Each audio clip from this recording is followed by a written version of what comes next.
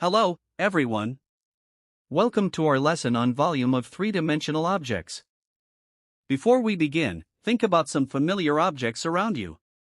For example, think about a box, a can, an ice cream cone, or a ball. If we fill the inside of one of these objects, what are we measuring? We are measuring volume. Simply put, volume is the space inside an object. At the end of this lesson, you should be able to: first, identify common three-dimensional solids. Second, select the appropriate volume formula. Third, calculate the volume of prisms, pyramids, cylinders, cones, and spheres. And finally, calculate the volume of composite objects. So, what exactly is volume? Volume is the amount of space occupied by a three-dimensional object. Another way to think about volume is to imagine filling an object with small cubes. Volume tells us how many cubic units can fit inside the solid. Because we are measuring three-dimensional space, volume is expressed in cubic units, such as cubic centimeters, cubic meters, or cubic feet. Before choosing a formula, we first need to identify the solid. The common three-dimensional solids we will work with are the prism, pyramid, cylinder, cone, and sphere. A prism has two congruent bases and lateral faces. A pyramid has one base and triangular lateral faces. A cylinder has two circular bases and one curved surface. A cone has one circular base and one curved surface. And a sphere has one continuous curved surface. Once we identify the solid, it becomes easier to choose the correct volume formula. Let's begin with the rectangular prism. A rectangular prism can be filled with layers of unit cubes.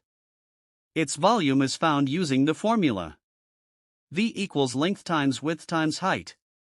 For example, if the length is 8 centimeters, the width is 5 centimeters, and the height is 3 centimeters. Volume is 8 times 5 times 3. That gives us 120 cubic centimeters. So, the volume of the rectangular prism is 120 cubic centimeters.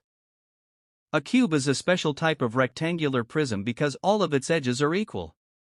Therefore, its volume can be found using V equals S cubed, where S represents the side length.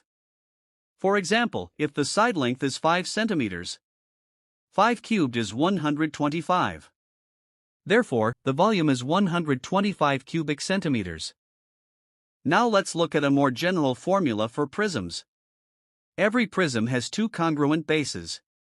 The volume of any prism is the area of the base multiplied by the height of the prism. So we use V equals B times H. Here, B represents the area of one base, while H represents the distance between the two bases.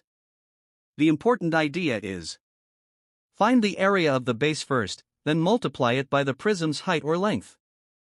Let's apply this to a triangular prism. Suppose the triangular base has a base of 6 centimeters and a height of 4 centimeters. The prism's length is 10 centimeters.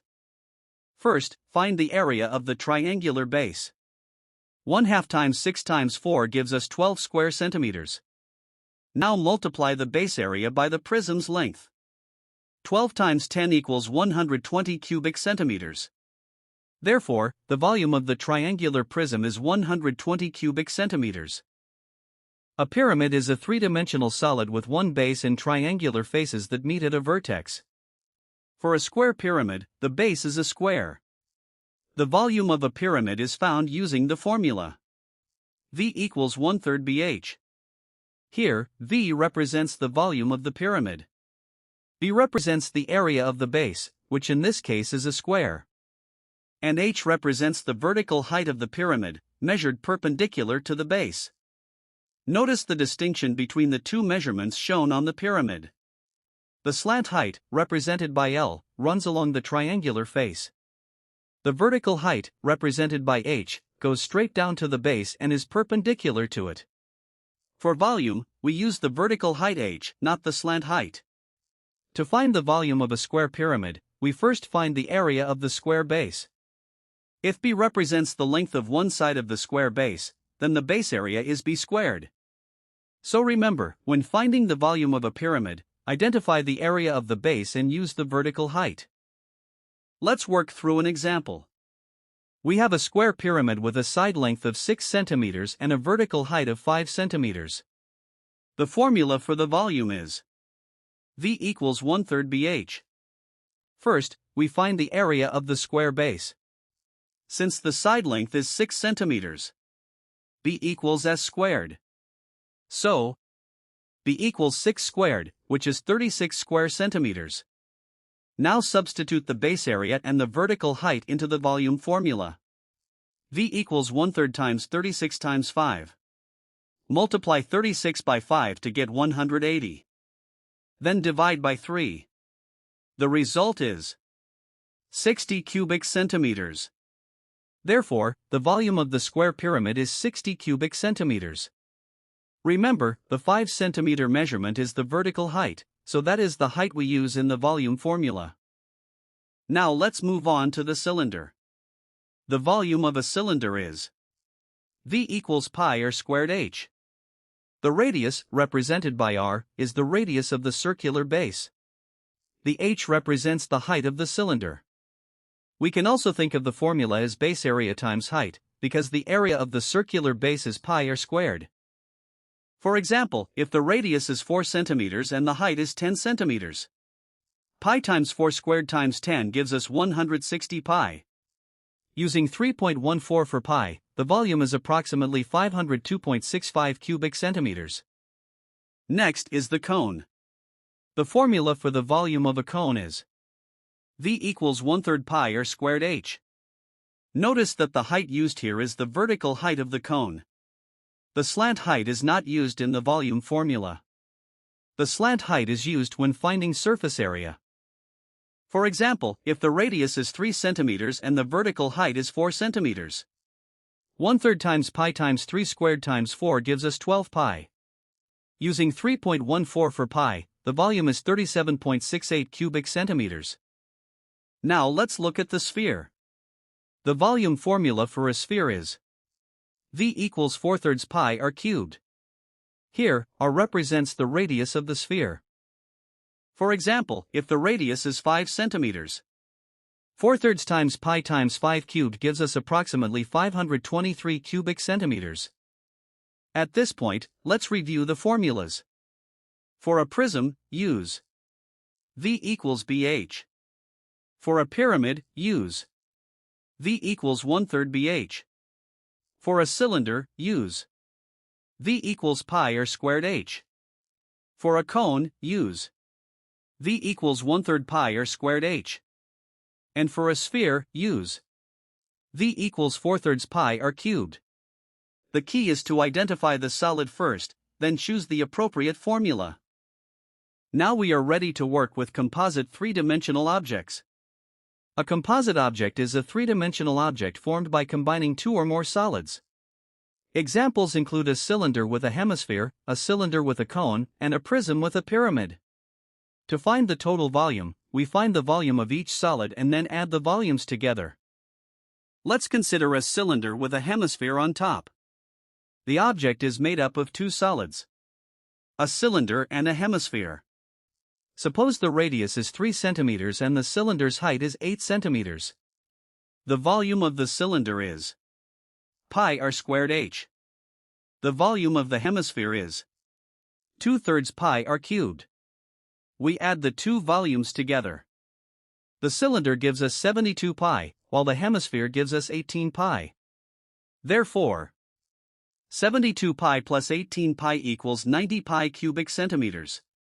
Using an approximation for pi, the total volume is approximately 282.74 cubic centimeters. Now let's consider a cylinder with a cone on top. We are given a radius of 4 centimeters, a cylinder height of 10 centimeters, and a cone vertical height of 5 centimeters. First, let's find the volume of the cylinder. We use the formula V equals pi r squared h. Substituting the given values. V equals pi times 4 squared times 10. This gives us 160 pi cubic centimeters. Using pi approximately equal to 3.14, the volume of the cylinder is approximately 502.65 cubic centimeters. Now, let's find the volume of the cone. We use the formula V equals 1/3 pi r squared h. Substituting the given values. V equals 1/3 times pi times 4 squared times 5. This gives us 80 over 3 pi cubic centimeters. Using pi approximately equal to 3.14, the volume of the cone is approximately 83.78 cubic centimeters. Now that we have calculated the volume of each solid, we can find the total volume.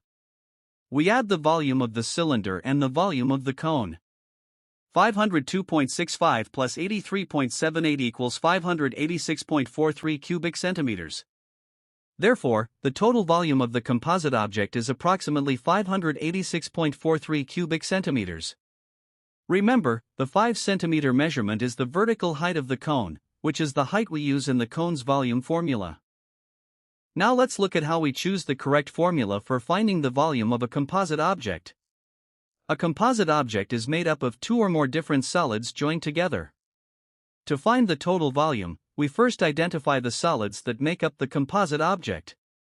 Then, we find the volume of each solid using its appropriate volume formula. For example, if the object is made up of a rectangular prism and a square pyramid, we find the volume of the rectangular prism and the volume of the square pyramid separately. We then add the volumes together to find the total volume of the composite object. The same process applies to other combinations, such as a cylinder and hemisphere, a cylinder and cone, a rectangular prism and half cylinder, or a cube and square pyramid. Remember that for a pyramid or cone, we use the vertical height, not the slant height, when finding volume. So, the process is simple. Identify the solids, choose the appropriate volume formula for each one, calculate their volumes, and add them together. Finally, remember that volume is expressed in cubic units. Let's summarize the key concepts we learned. Volume measures the space occupied by a three-dimensional object. We should identify the solid before choosing the appropriate volume formula. Different three-dimensional objects require different volume formulas. For pyramids and cones, remember to use the vertical height, not the slant height, when finding volume. For composite objects, find the volume of each solid and add the volumes together. For a triangular prism, find the area of the triangular base first, then multiply it by the prism's length. And finally, remember that volume is expressed in cubic units. Think about the different objects you encounter in everyday life, such as containers, water tanks, storage boxes, cans, and packaging. Why is it important to understand volume in real-life situations? Understanding volume helps us determine how much space an object occupies or how much it can hold. This is useful when measuring storage capacity, determining how much material is needed, or deciding how much a container can accommodate. In short, understanding volume helps us make accurate measurements and practical decisions in everyday life. That concludes our lesson on volume of three-dimensional objects. Thank you for participating.